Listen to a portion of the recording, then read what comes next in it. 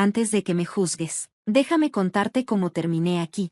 En Nochebuena yo pensé que iba a cenar con la familia. Me puse mi suéter favorito y hasta le di una limpiada a mi viejo anillo de bodas. Pero en vez de cena con pavo y regalos, me dieron una maletita, y me dejaron. Ahí apenas empezaba todo. Si crees que las traiciones solo vienen de desconocidos, espérate a que venga de alguien que lleva tu mismo apellido de soltera. Quédate hasta el final y dime en los comentarios desde dónde lo estás viendo. Dicen que el amor de una madre es incondicional, que es paciente, que perdona y que dura para siempre. Yo sí lo creo, porque lo viví. Estuve ahí para Elisa, mi única hija, en cada festival de ballet, en cada pago de la universidad, en cada vez que le rompieron el corazón. Me desperté en Navidad con esa sensación en el pecho, esa emoción conocida de estar esperando algo bonito. Yo sola en mi departamento chiquito en Portland, Maine, pero con esperanza. Elisa no me había llamado mucho últimamente. Me dijo que el trabajo estaba pesado y que tenía broncas con su esposo, pero yo estaba segura de que hoy sí vendría. Hice galletitas de jengibre, sus favoritas, y hasta puse 2 platos en la mesa. Al mediodía seguía sola, el corazón se me encogió tantito, pero no me quise dejar caer. Revisé el celular 1000 veces. Leí mensajes viejos solo para sentirme cerquita de ella. A las 4 de la tarde, sonó el timbre. Abrí y ahí estaba Elisa, con esa sonrisa que ponía cuando quería algo. «Feliz Navidad, mamá», me dijo, con una bolsita de regalo de esas del aeropuerto. Sonreí aunque me dolía el pecho, y la abracé bien fuerte. «¿Sí viniste?» «Claro», me contestó, dándome una palmadita tiesa en la espalda. «Vístete». Hice reservación para cenar. Ni lo dudé, agarré mi abrigo, mi bolso, y me puse esos zapatos que siempre me aprietan pero que me gustan. Me sentía como una chavita antes de su primera cita. Pero no fuimos a ningún restaurante, ni al centro. Entramos a un lugar con un camino largo, lleno de pinos cubiertos de nieve. Vi el letrero y sentí que se me apretó el estómago: Centro de Cuidados Paliativos Ocean View. «Elisa, ¿qué es esto?». Se aclaró la garganta. «Mamá, tenemos que hablar. Esto ya no está funcionando. Estás sola y con tus problemas de salud». «¿Qué problemas de salud?», le solté. Y ella siguió hablando. «Encontré un lugar muy bueno», me dijo. «Es seguro, cómodo, te van a dar buena atención médica». Me reí, pero de esa risa amarga, la que ni siquiera suena a risa. «¿Estás jugando? ¿De verdad me trajiste aquí en Nochebuena?». Se bajó del coche. «Vamos, vamos adentro». Yo no me quise mover. Entonces fue cuando abrió la cajuela. Ahí ya estaba mi maleta, lista. Me quedé congelada, viéndola. «¿Revisaste mis cosas?». Ella suspiró. «No hagas esto más difícil de lo que ya es. Vamos». Sentí como si todo se hubiera detenido. En la entrada había gente con sonrisas, olor a desinfectante y a esos pinos de plástico. Ella entregó unos papeles, eran documentos legales, un poder notarial. Mi nombre, su firma, listo. No lloré en ese momento, todavía no. Me dejaron en un cuarto con paredes azul clarito, una cama que se podía ajustar y una ventanita que daba al estacionamiento. Ese fue mi regalo de Navidad. Me senté en la orilla de la cama, todavía con el abrigo puesto, sintiendo como el frío se me metía hasta los huesos. No hubo regalos, ni villancicos, solo silencio. Pasaron las horas. Al final abrí la bolsita de regalo. Una botellita de perfume, de las de viaje, nunca lo iba a usar. Todavía traía la etiqueta de rebaja pegada. Esa noche no pude dormir. Escuchaba a las enfermeras hablar bajito, y un televisor prendido por allá, en algún pasillo. El colchón era demasiado duro, las sábanas olían a cloro.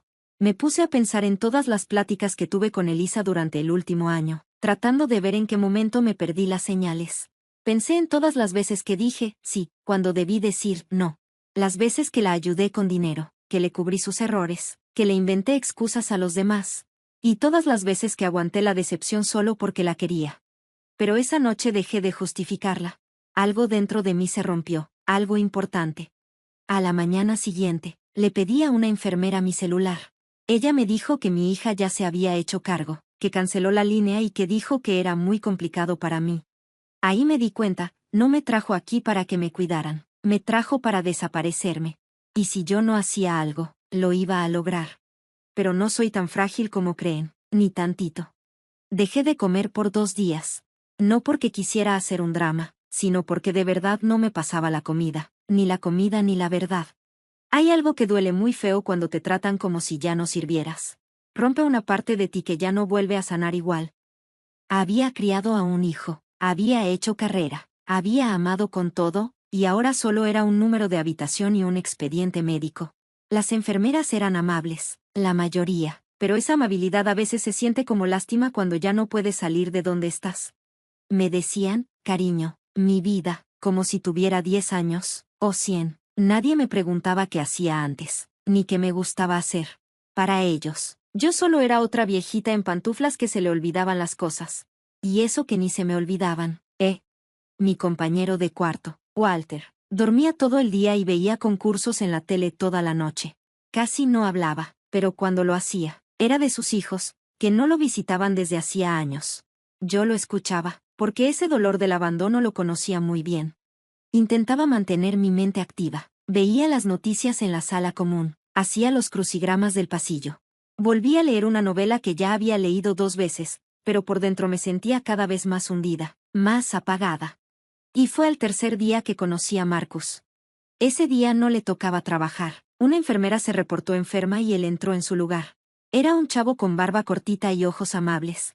Estaba revisando mis signos vitales cuando dijo, «Tú no deberías estar aquí». Lo miré sorprendida. «No me malinterpretes», dijo. «Hay personas que sí necesitan este tipo de atención, y está bien, pero tú no te ves como alguien en esa etapa». Parpadeé para que no se me salieran las lágrimas. Nos pusimos a platicar. Me preguntó por Elisa. Le conté lo que pude sin romperme. Y él me escuchó. No solo asentía con la cabeza, escuchaba de verdad. Más tarde ese mismo día, regresó con algo en la mano. «Esto llegó ayer para ti», me susurró. Lo dejaron en recepción y nadie lo trajo. Era una carta que se veía importante. Venía del lugar donde trabajaba antes, Northeastern Maritime Insurance. Me reí, con esa risa seca que sale cuando uno ya está cansado. Seguro es solo un boletín de jubilación. Él me guiñó el ojo. Pues igual échale un ojo, ¿no? La verdad, no pensaba abrirla. Al principio no. Parecía inútil, pero el aburrimiento y la desesperación son una combinación rara. Esa noche, cuando todo estaba en silencio, deslicé el dedo bajo el sobre y saqué la hoja. Mi mano se quedó tiesa. Leí la página una y otra vez. 2 millones de dólares. Me tapé la boca con las 2 manos. Miré a mi alrededor. Nadie. El silencio me retumbaba en los oídos. No fue alegría lo que sentí, fue miedo. Un miedo eléctrico, frío. ¿Y si alguien se enteraba? Doblé la carta rápido y la escondí bajo mi almohada. La carta lo explicaba todo. Había un acuerdo en una demanda colectiva contra los que manejaban el fondo de retiro de la empresa. Y como yo fui ejecutiva ahí por más de 30 años, me tocaba una parte bastante buena. Un dinero que nunca supe que me debían. Al día siguiente, llamé a Marcus aparte. «Necesito hablar con alguien, pero en privado, a alguien legal». Él no preguntó por qué, solo asintió. Marcus conocía a una abogada voluntaria que iba 2 veces al mes para ayudar a los residentes con testamentos y esas cosas. Esperé con el corazón a 1000 hasta que llegó el viernes. Se llamaba Diane, era de mediana edad, vivaracha, y lo más importante, era discreta. Nos sentamos en una salita de descanso. Le pasé la carta y le susurré, «¿Me puedes ayudar a salir de aquí?». Ella levantó las cejas, pero no se sorprendió. «Tenemos que movernos rápido», dijo. Las siguientes horas fueron un caos. Puros papeles, firmas, notarios, transferencias de dinero, un celular nuevo, una dirección postal prestada. Contactó a un asesor financiero que armó un fideicomiso ciego. Mi nombre no salía en ningún lado. Elisa no iba a encontrar ni una pista. Firmé un testamento nuevo, dejando todo a una fundación. Pero aún no decíamos cuál. Elisa ya me había dado la espalda una vez. No iba a dejar que lo hiciera otra vez. Marcus me abrazó la noche que me fui. «No te olvides de nosotros cuando seas libre», me dijo al oído. No lloré, no podía. Me fui antes del amanecer, con ropa prestada y una bolsa de lona con solo lo necesario. Todos pensaban que ya estaba acabada, destruida, sola.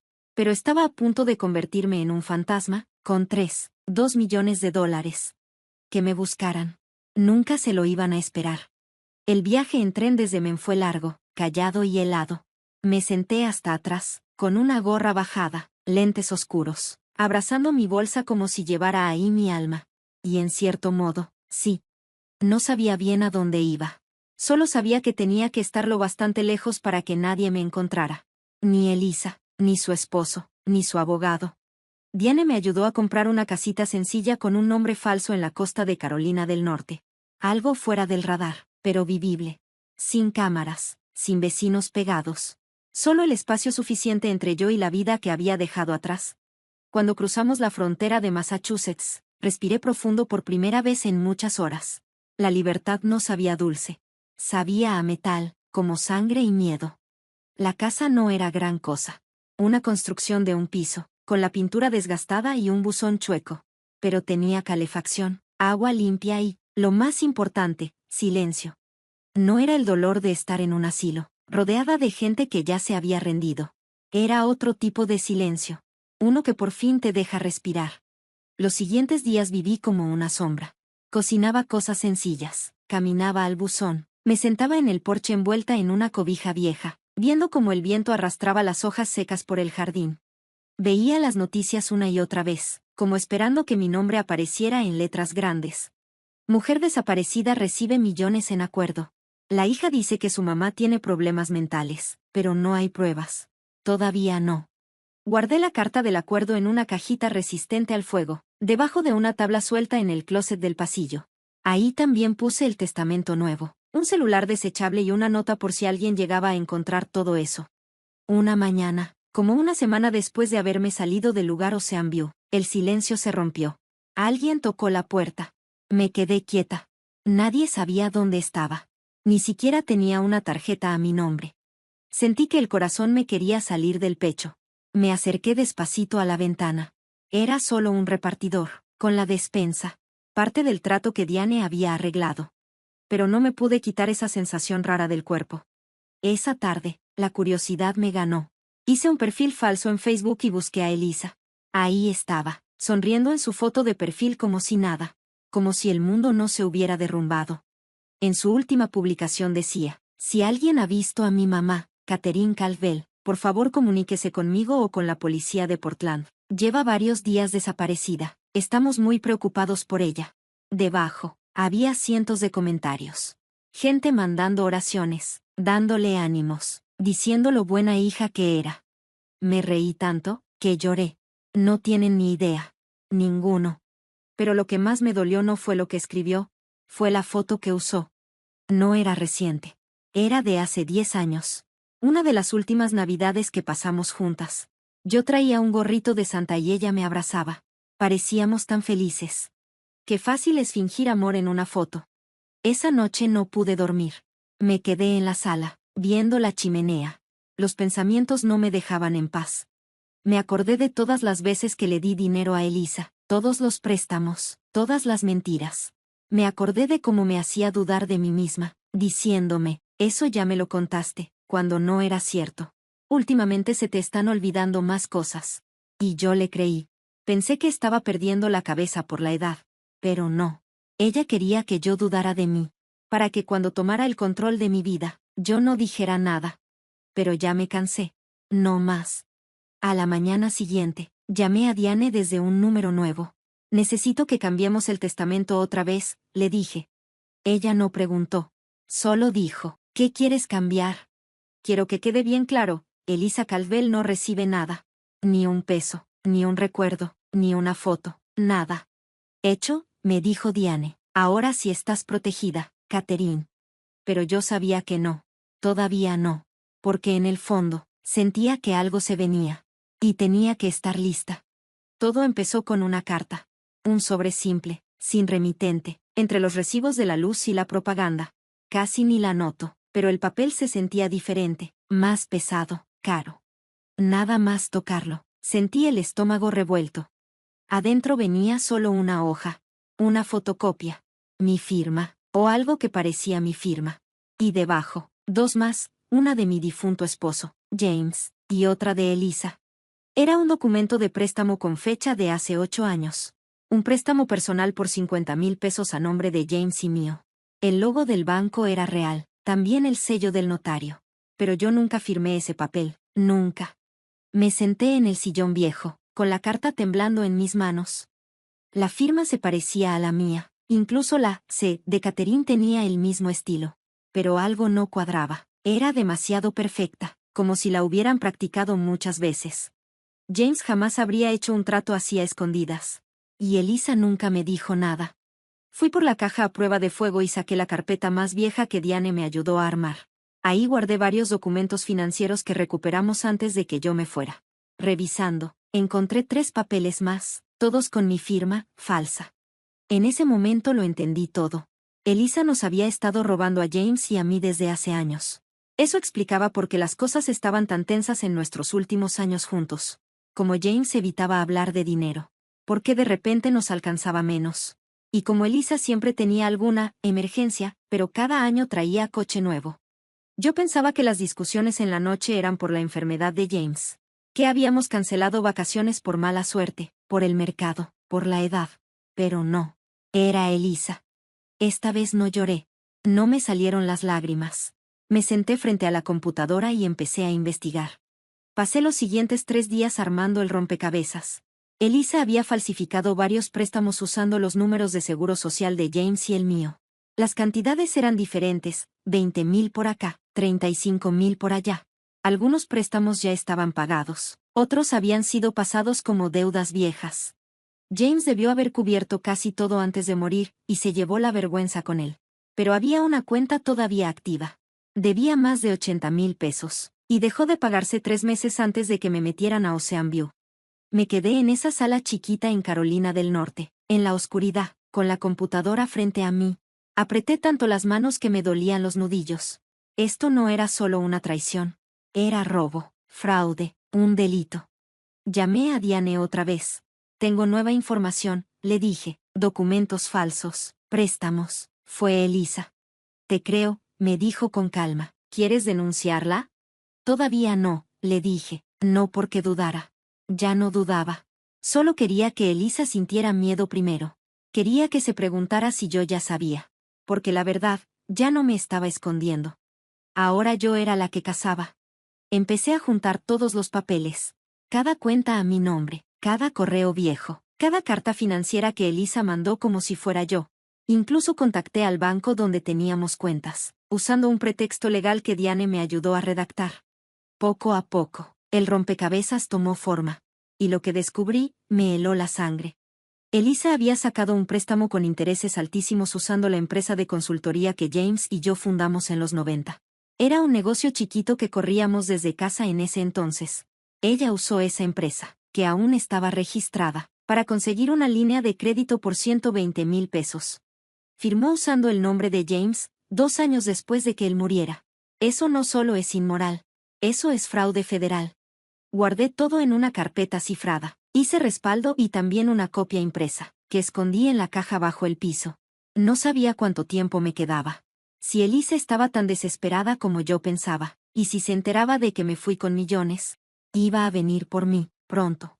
¿Alguna vez has visto a alguien a quien amaste toda tu vida, y darte cuenta de que nunca lo conociste de verdad? Eso sentí.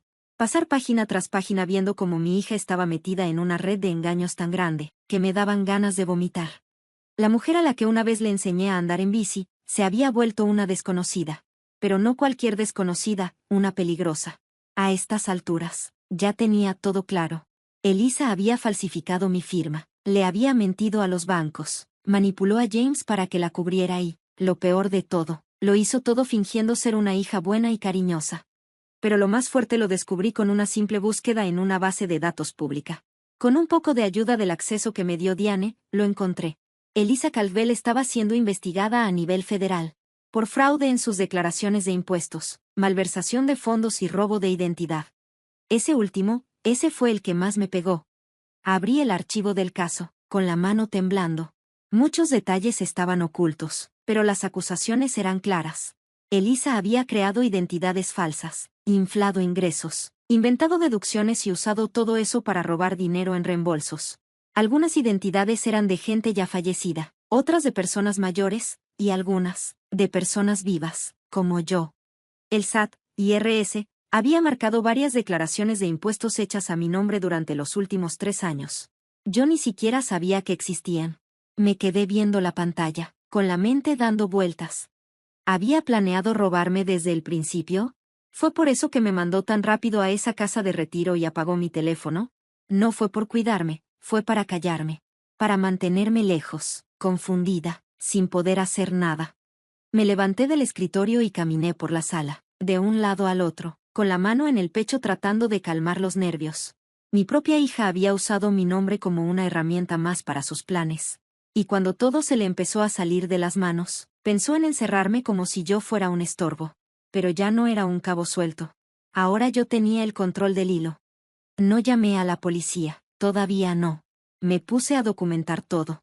Cada mentira, cada préstamo, cada línea falsa escrita con mi nombre.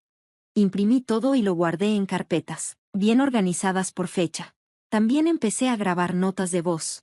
No porque se me fueran a olvidar, sino porque quería que, si me pasaba algo, mi voz fuera la última en dejar todo claro. Y tomé una decisión.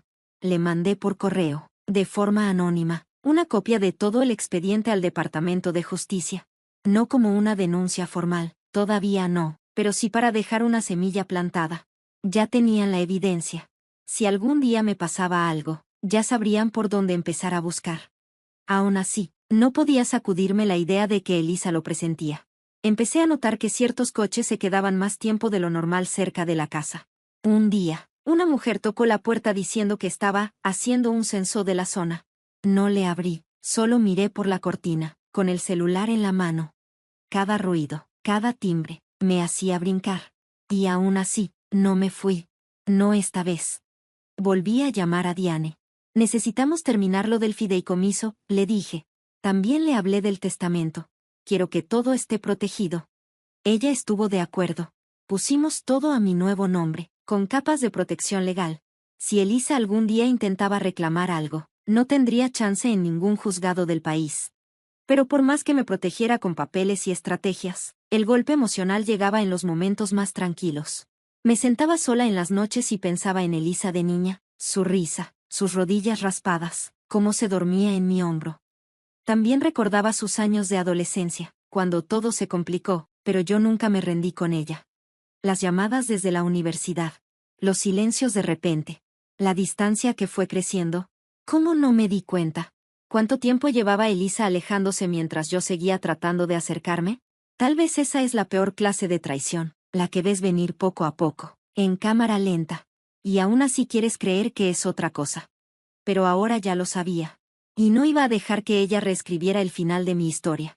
Porque por primera vez en mi vida, yo tenía el control. Yo tenía la pluma. La carta llegó en un sobre blanco, común, sin remitente. Pero desde que vi la letra, supe que era de ella.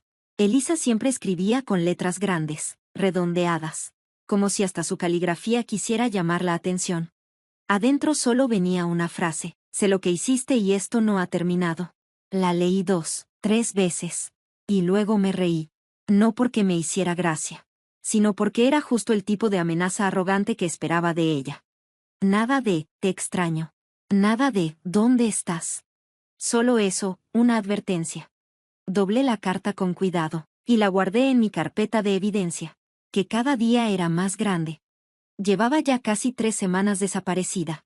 Elisa había empezado lo que parecía una campaña pública de preocupación. Pedía ayuda para encontrarme. Daba entrevistas en las noticias. Y fingía ser la hija triste que buscaba a su mamá perdida y frágil. Hubiera sido chistoso si no diera tanto miedo. Y entonces, como lo imaginaba, hizo su jugada. Llegó una carta del juzgado del condado de Portland, con sello oficial. La firmé con las manos temblando, y me senté a abrirla en la cocina. Había presentado una petición para declararme mentalmente incapaz. Sentí que me quedaba sin aire. El documento traía declaraciones de 2 personas, un exvecino y una amiga de la universidad que ni conocía bien, diciendo que yo había tenido comportamientos raros y confusos el último año. El abogado de Elisa también metió clips de audio, pedazos de mensajes de voz viejos. Esos que dejé cuando estaba estresada, sola. O nomás necesitaba desahogarme. Estaban editados, recortados. Y me hacían sonar mal, como si no estuviera bien de la cabeza. Hasta incluyeron una carta de un psiquiatra, alguien que yo ni conocía, diciendo que estaba preocupado por mi desaparición, y por señales de paranoia. Querían que el juez congelara mis cuentas. que tomaran el control del fideicomiso, y que me obligaran a regresar con ellos. Sentí como si me aplastaran el pecho. No podía respirar. Diane llegó esa misma noche. Leyó todo. No dijo nada al principio. Su cara no mostraba nada. Al fin habló. Tenemos trabajo que hacer. Pero, Catherine, tienes que estar tranquila. Tienes que mantenerte alerta. Ellos quieren que entres en pánico. Asentí. Ya ni siquiera podía llorar. Los días que siguieron fueron un torbellino. Diane contactó a un abogado experto en estos casos. Nos pusimos a juntar pruebas, documentos, videollamadas, registros bancarios. Incluso un diario donde anoté todo lo que viví desde que me fui. Programamos una evaluación con un psiquiatra independiente. Se llamaba Dr. Mercer. Un hombre tranquilo, amable. Vino a verme y estuvo conmigo 3 horas. Me preguntó sobre mi infancia, sobre James, sobre Elisa. Le conté todo. No me trató con lástima. Él me escuchó. Me hizo preguntas de verdad. Y cuando se fue, me agarró la mano y me dijo, «Eres la persona más clara que he visto esta semana». Sentí como si por fin pudiera respirar después de tantos días. Pero la presión no bajó, al contrario. Se empezó a filtrar la noticia de la audiencia. La gente en Internet, que al principio había sentido lástima por la madre desaparecida de Elisa, empezó a cambiar de opinión. Comenzaron las preguntas. ¿Por qué no me había comunicado con nadie? ¿Estaba mal de la cabeza? ¿Había alguien más detrás de todo esto? A los medios les encanta el drama, y Elisa sabía muy bien cómo dárselo. Pero ya no tenía miedo. Porque ahora tenía algo más que pruebas. Tenía un propósito. Desde la calma de mi casa, me puse a grabar una declaración en video. No la he subido todavía, pero quería estar lista por si algún día me intentaban callar. Me paré frente a la cámara y dije, me llamo Catherine Calvel, estoy bien de la cabeza y fui traicionada por la persona en la que más confiaba. No lloré, no grité. Solo dije la verdad, porque sabía lo que se venía. Y esta vez, no iba a ser yo la que estuviera en el banquillo. El juzgado de Portland no había cambiado nada desde la última vez que fui, años atrás, cuando testifiqué en un caso de seguro marítimo. Recuerdo que me senté entre personas que solo querían que sus errores fueran olvidados. En ese entonces, era esposa, madre. Alguien que todavía creía en dar segundas oportunidades. Ahora, era la acusada. Diane me dijo que me vistiera sencillo, pero con firmeza. Algo que dijera, no vengo a suplicar, vengo a que me escuchen. Me puse un traje azul marino con una corbata roja, el reloj viejo de James, y unos zapatos bien boleados que sonaban fuerte con cada paso por el juzgado. Elisa ya estaba sentada adelante cuando llegué. Se paró apenas entré, como si fuera parte de una actuación. Tenía una cara de preocupación perfectamente puesta. Hasta me sonrió. De esas sonrisas que alguien más vería como amables. Pero yo sabía lo que realmente significaba. Ella estaba ahí para acabarme. La jueza, una señora grande con ojos muy atentos, leyó el motivo de la audiencia, la revisión de la capacidad mental de Catherine Calvel. Sus palabras se quedaron flotando en el aire, como si dejaran humo. El abogado de Elisa fue el primero en hablar. Era alto, de voz elegante y con demasiada seguridad. Habló como si siguiera un guión, que Catherine había desaparecido, que actuaba raro, que posiblemente alguien la estaba manipulando, que era un peligro para ella misma y para sus finanzas. Presentó la carta del psiquiatra ese que ni conozco, y los audios que editaron de mis mensajes, todos cortados y pegados para que sonara como una película de terror. Me escuché a mí misma sonar confundida, desesperada, como si estuviera mal, pero todo fuera de contexto. Vi cómo la jueza levantaba las cejas, y yo apreté las manos contra el reposabrazos. Entonces Elisa habló. Su señoría, dijo, con la voz temblorosa en el punto justo. Yo amo a mi mamá, de verdad. Esto es lo más difícil que he hecho. Pero creo que se están aprovechando de ella. No es ella misma, está perdida. Ahí fue cuando me puse de pie. Con permiso, su señoría, dije. La jueza asintió. Caminé despacio hacia el estrado, dejando que cada paso pesara. Me paré firme y hablé. Me llamo Catherine Calvel, tengo 68 años. No tengo ningún problema mental. No estoy perdida ni nadie me está manipulando. Saqué con cuidado mi carpeta, y le entregué a la jueza una copia del informe completo del doctor Mercer. Firmado, con fecha y todo legal. El resultado, mente totalmente sana, sin señales de deterioro, emocionalmente estable. Vi cómo los hombros del abogado de Elisa se tensaron. La cara de Elisa cambió de golpe, se le notó el coraje. Entonces seguí hablando. Aquí tengo esto, dije, levantando otra carpeta. Es un registro de todas las llamadas que hice la semana antes de irme. Los recibos de la transferencia al fideicomiso legal. Mis estudios médicos, todo limpio. Y una declaración firmada por el abogado que me ayudó a salir del centro. Ahí dice que yo estaba bien, que pensaba claro, y que tenía control total de mis decisiones. Hice una pausa. Y también tengo otra cosa, pero no la voy a mostrar hoy. A menos que me vea obligada. No saqué el archivo donde tengo cada firma falsa, cada préstamo robado, cada papel del SAT que Elisa alteró. Ese era mi as bajo la manga. En vez de eso, miré directo al juez y dije, ella me metió a la fuerza en una institución. Me quitó el celular, me quitó la libertad, y ahora quiere quitarme lo poco que me queda, mi voz, mi independencia, mi dignidad. No se lo permita. La sala se quedó en silencio total. Diane estaba a mi lado, callada pero firme. Me miró con orgullo, sin sorpresa. La jueza se recargó en su silla y le dio unos golpecitos al expediente con el pulgar. Necesito tiempo para revisar todos los papeles y el reporte médico, dijo. Nos volvemos a ver en 2 semanas. 2 semanas. Cuando terminó la sesión, Elisa volteó hacia mí. Quiso cruzar miradas, pero no se lo permití. Salió del juzgado con los puños cerrados y la mandíbula apretada. Ya se le estaba cayendo la máscara. Yo, en cambio, salí con la frente en alto. La guerra seguía, pero por primera vez. Sentí que podía ganarla. 2 semanas. Eso fue lo que la jueza nos dio. Pero Elisa no perdió ni un solo día. Horas después de salir del juzgado, ya estaba relanzando su show mediático. Las noticias locales sacaron un reportaje. Madre desaparecida reaparece en la corte. Hija teme que esté siendo manipulada. Elisa habló directo a la cámara, con los ojos brillosos y la voz temblorosa, como buena actriz. Solo quiero que mi mamá esté bien. Ha pasado por muchas cosas. No piensa con claridad. Me preocupa la gente que la rodea. Yo vi la transmisión desde mi sala, con los brazos cruzados y los dientes apretados.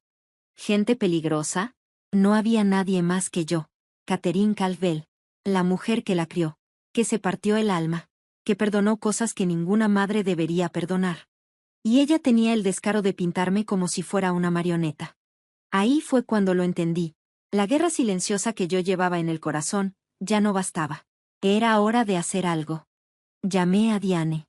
Le pedí que viniera. Cuando llegó, le di un sobresellado. Ahí estaba todo lo que había juntado, los préstamos con mi nombre, las firmas falsas, las declaraciones de impuestos que Elisa había hecho como si yo las hubiera firmado. Mándalo, le dije, pero no al juzgado.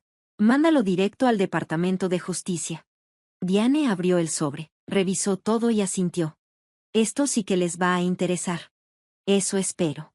Pero no me detuve ahí. Esa misma noche, con uno de mis nuevos alias, y una cuenta en línea nueva, hice una donación grande, $1 millón, a una organización nacional que protege a adultos mayores del abuso financiero. Sin nombre, sin créditos, solo la transferencia. Una semana después, esa organización lanzó una campaña usando mi caso como ejemplo. No dijeron mi nombre, pero el momento fue exacto. La gente empezó a hablar, a compartir, a preguntarse cosas. ¿Cómo es posible que una madre desaparezca y reaparezca con dinero, pero su propia hija trate de encerrarla? Los comentarios empezaron a llenar las redes sociales. Algo no está bien con la hija, déjala hablar. ¿Por qué nadie ha oído su versión? No confío en ella. La imagen perfecta que Elisa había creado empezó a derrumbarse. Luego, algo que no esperaba, un periodista de un periódico importante se puso en contacto con Diane. Quería escuchar mi versión de la historia. Me prometió discreción, sin nombres, sin fotos, solo la verdad. Estuve de acuerdo. Nos encontramos en un café tranquilo, a 2 pueblos de distancia. Yo llevaba gafas de sol y una gorra. Nos sentamos en una cabina en la esquina. Ella presionó el botón de grabar y me dejó hablar. Le conté sobre el lugar donde me dejaron, sobre cómo Elisa se llevó mi teléfono, mis cuentas y mi dignidad. No mencioné el acuerdo, aún no. Cuando me preguntó sobre el juicio, simplemente le dije, ella quiere tomar control de mi vida. 2 días después, el artículo se publicó, Madre o Fortuna, el silenciamiento de Catherine C. No pasó mucho tiempo antes de que la gente empezara a juntar las piezas. Se hicieron preguntas en línea, ¿la madre desaparecida fue en realidad la donante anónima? ¿Por eso su hija quería que la declararan incompetente? Más susurros, más dudas. Y aunque todo eso pasaba, yo seguía en silencio. Sabía que la caída de Elisa no vendría de una acusación directa, sino de un ajuste de cuentas. 2 días antes de la siguiente audiencia, Diane recibió una llamada del Departamento de Justicia. Habían recibido nuestro expediente y estaban abriendo un caso. Elisa aún no lo sabía, pero mientras ella construía su castillo de mentiras, tribunales y cámaras, yo estaba quemando los cimientos, y las llamas cada vez subían más. La segunda audiencia fue diferente, no porque el clima estuviera frío, aunque el viento de Carolina estaba muy fuerte esa semana, sino porque había algo distinto en el aire. Elisa entró a la sala del tribunal con menos confianza que la primera vez. Sus hombros no estaban tan altos. Su abogado susurraba nervioso mientras se sentaban. Habían visto el artículo. Habían notado el cambio en Internet. Empezaban a sentir las grietas. Yo me senté tranquila, con mi carpeta de documentos cuidadosamente en mi regazo. Ya no sentía miedo. Ahora sentía rabia. No era una rabia que te hace perder el control, sino la que te enfoca y da claridad. Esta vez, fuimos nosotros los primeros. Diane comenzó su discurso con una declaración que hizo que toda la sala del tribunal se quedara en silencio. Su señoría, empezó, desde la última audiencia. Hemos completado una evaluación psiquiátrica independiente. Hemos presentado registros financieros detallados que demuestran la independencia y coherencia de la señorita Calvel, y hemos descubierto, a través de registros públicos legítimos, que la peticionaria, la señorita Elisa Calvel, está siendo investigada por el Departamento de Justicia por varios delitos financieros, incluyendo el uso indebido de identidad y fraude fiscal. Ella le entregó al juez una copia del expediente público del caso. El abogado de Elisa se levantó de inmediato y protestó. Esa investigación no tiene nada que ver con... El juez levantó la mano. Siéntese. La sala del tribunal se quedó en silencio. Entonces vino el verdadero golpe. El doctor Mercer, el psiquiatra que me había evaluado, subió al estrado, tranquilo, inteligente, directo. Él confirmó que no solo estaba mentalmente competente, sino también emocionalmente sana y plenamente consciente de mis decisiones, incluida mi decisión de salir del hospicio. No solo está clara, dijo el doctor Mercer, ella es deliberada y reflexiva. No hay base médica para decir que está incompetente. Entonces miré a Elisa. Sus manos apretaban la mesa tan fuerte que sus nudillos se pusieron blancos. Su máscara, esa fachada de preocupación que había construido cuidadosamente, se estaba desmoronando poco a poco. Luego, Diane presentó nuestra última prueba, una línea de tiempo. Mostró exactamente cuando Elisa intentó tomar el control de mis cuentas y cómo coincidía perfectamente con los grandes retiros que había hecho de su propio negocio en quiebra. ¿Coincidencia? Difícilmente. El juez revisó todo en silencio. Le ofrecieron a Elisa la oportunidad de responder. Ella se levantó, con la voz quebrada. Mi madre está enferma. Está claro que alguien la está manipulando. Ella no actuaría así a menos que estuviera confundida o inestable. Esta no es ella. Entonces me levanté y la miré directamente. Yo soy ella, dije. Todos se quedaron en silencio. Soy la mujer que estuvo contigo cuando tenías pesadillas a los 8 años, la que renunció a promociones, empeñó mis joyas para pagar tu primer semestre en el extranjero, que cocinó tu comida favorita incluso cuando no podía comprarme comida. Yo soy ella y me dejaste en una institución como si no valiera nada. Me volteé hacia el juez. Y ahora, señoría, le pido que me permita demostrarle que no soy nada. La jueza se inclinó hacia adelante, juntó los dedos y habló despacio. Señorita Calvel, con base en la abrumadora evidencia presentada, su evaluación psiquiátrica y las inconsistencias en las alegaciones del peticionario, desestimo este caso. Sus cuentas financieras y su autonomía personal quedan completamente restauradas. Este tribunal la reconoce como competente e independiente. No lloré, pero mis manos temblaban un poco mientras recogía mis papeles y salía de la sala del tribunal. Elisa no dijo nada cuando pasé junto a ella. Sus ojos estaban desorbitados, no por ira, sino por miedo. Sabía que todo había terminado, al menos esa parte. Pero lo que ella no sabía era que mientras pasaba semanas intentando demostrar que yo estaba inestable, yo había estado construyendo algo mucho más poderoso que una defensa, un legado, y aún no había terminado. La llamada telefónica llegó poco después de medianoche. La voz de Diane era tensa, pero firme. Pasó. El Departamento de Justicia abrió un procedimiento formal. El nombre de Elisa está en la agenda. No respondí. Me quedé sentado allí, en la oscuridad, mirando el viento mover los árboles fuera de mi ventana. Una parte de mí había estado esperando este momento, pero ahora que había llegado, no se sentía como una victoria. Se sentía inevitable. A la mañana siguiente, el mundo lo descubrió. Los primeros en llegar fueron los medios de comunicación. Elisa Caldwell, hija de un caso de abuso de ancianos recientemente destacado, está bajo investigación federal.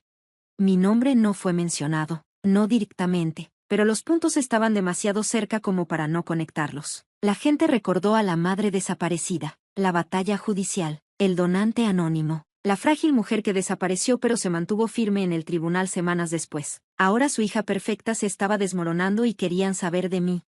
Me quedé en silencio durante 2 días. Apagué el televisor, ignoré el teléfono, me preparé el desayuno, observé a los pájaros picotear en el patio helado, me senté con un bolígrafo en la mano y escribí cartas que nunca tenía intención de enviar. Pero el silencio no era justicia, ya era hora.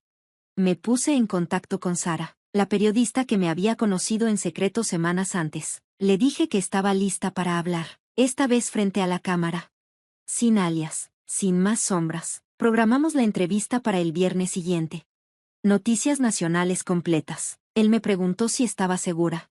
Nunca he estado más segura, le dije. El día de la entrevista me vestí de manera sencilla. Traje gris, bufanda azul, sin maquillaje, sin estilista, solo la verdad. Nos sentamos uno frente al otro en un estudio tranquilo, con luces suaves y cálidas. Sara se inclinó hacia adelante. Catherine, el mundo ya conoce los titulares. Han leído sobre Elisa, sobre el caso, pero lo que no saben es lo que realmente pasó. ¿Por qué ahora? Miré directamente a la cámara. Porque no se trata solo de mí, le dije. Se trata de cada madre que lo dio todo y fue rechazada. De todos los adultos mayores despedidos, ignorados o encerrados bajo la excusa del amor. Estuve a punto de ser uno de ellos y ya no me voy a callar más. Luego conté mi historia, el hospicio, la carta de acuerdo, las mentiras que descubrí, el archivo que envié. No me olvidé de nada. Los ojos de Sara se llenaron de lágrimas mientras hablaba, pero yo no lloré, ya había terminado de llorar. Esa noche se emitió la entrevista. Millones de personas la vieron. Llegaron mensajes de personas de todo el país que compartían sus propias historias de traición, abandono y supervivencia. Ya no era solo Catherine, yo era un espejo.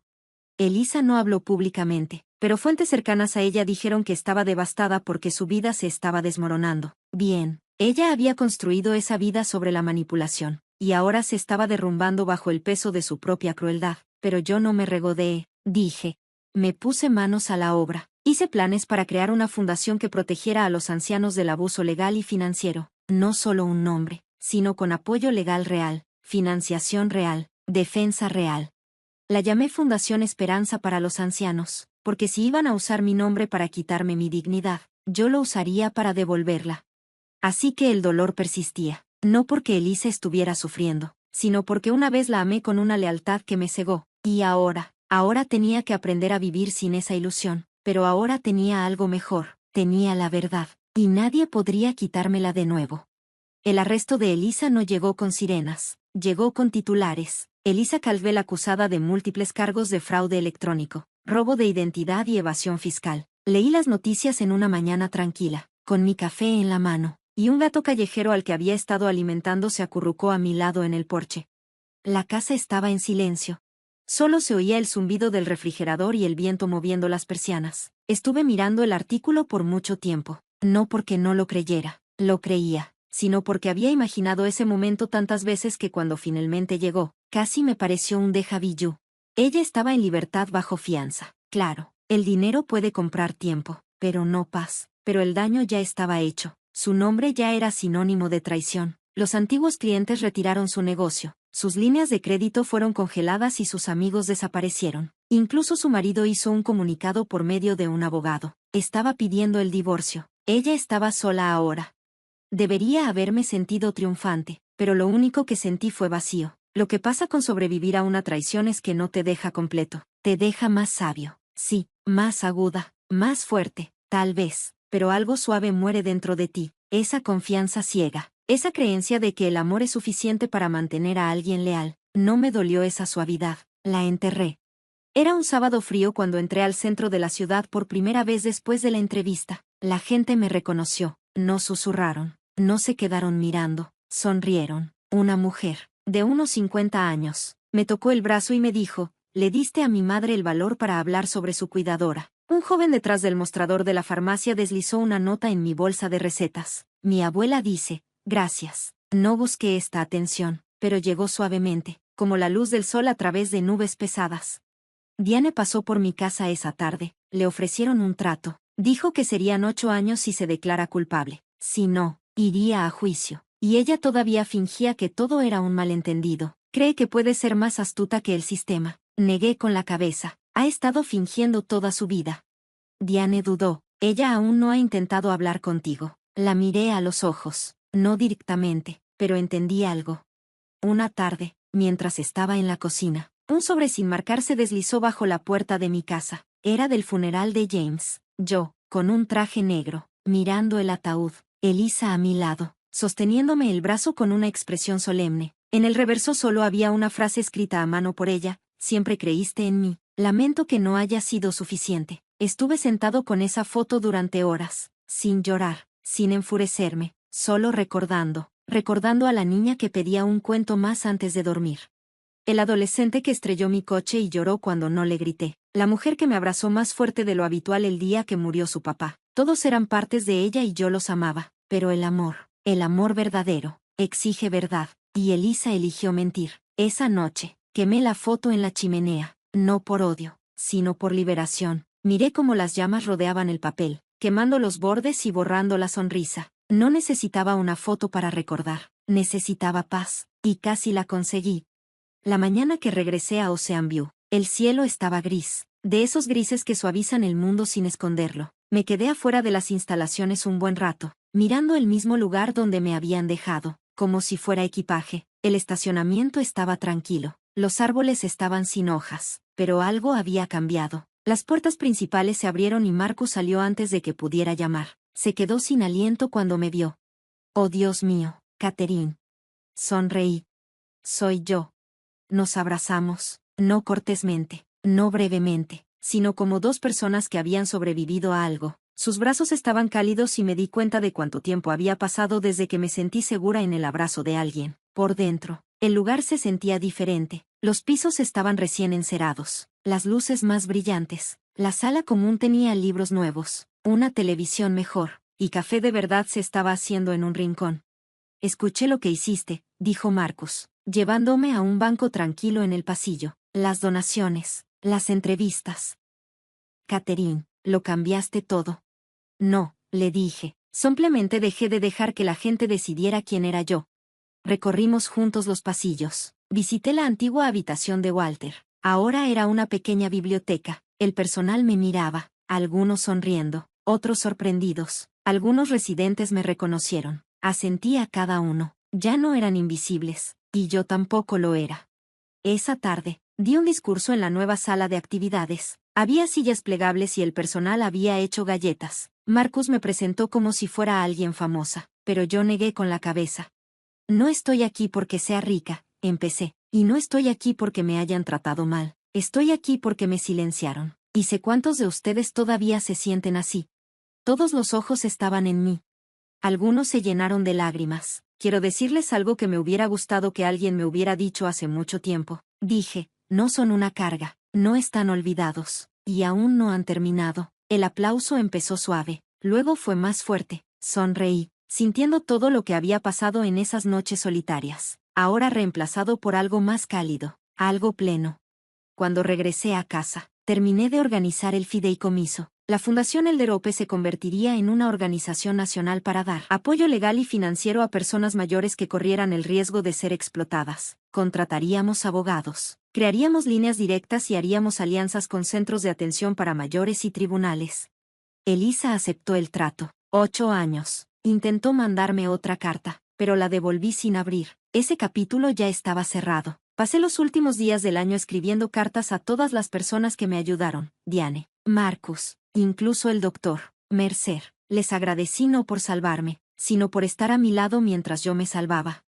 Y luego, en la primera nevada de enero, hice algo que no había hecho en décadas. Me escribí una carta a mí misma. Era corta, solo una página. La leí en voz alta mientras estaba sentada junto a la chimenea. El gato callejero, que ahora era mío, se acurrucó a mis pies. Querida Catherine, no estabas loca, no fuiste demasiado confiada, no eras débil, solo eras una mujer que amaba demasiado profundamente, y cuando intentaron borrarte de tu propia vida, tomaste la pluma y escribiste el final tú misma. Estoy muy orgullosa de ti, con amor, a ti misma. Doblé la carta, la guardé en una pequeña caja de madera y la puse sobre la repisa de la chimenea. No necesitaba un legado de dinero, ni de venganza, ni siquiera de justicia. Tenía algo más grande, libertad, y por primera vez en mi vida, finalmente fui completamente libre. Gracias por escuchar. No olvides suscribirte y no dudes en compartir tu historia en los comentarios. Tu voz importa.